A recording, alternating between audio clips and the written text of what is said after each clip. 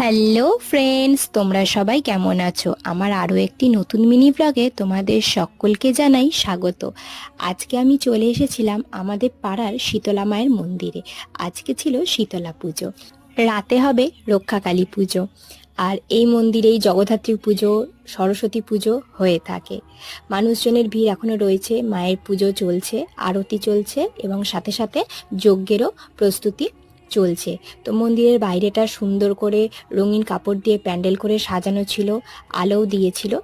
আমি মায়ের video clips কয়েকটা তুলে নিলাম আর মাকে মন ভরে নমস্কার করে নিলাম। মন্দিরের পাশে ছোট্ট করে মেলা মতোও বসেছিল, সেখানে নানা রকম সাজের জিনিস, বাচ্চাদের খেলনার জিনিস ইত্যাদি বিক্রি হচ্ছিল। আর খাবার বলতে তো আইসক্রিম, ফুচকা এগুলো তো ছিলই। ভিডিওটা যেখানেই শেষ করছি, তোমাদের কেমন লাগলো অবশ্যই কিন্তু কমেন্ট করে জানিও। ভালো লাগলে লাইক করে চ্যানেলটিকে সাবস্ক্রাইব করে দিও। টাটা।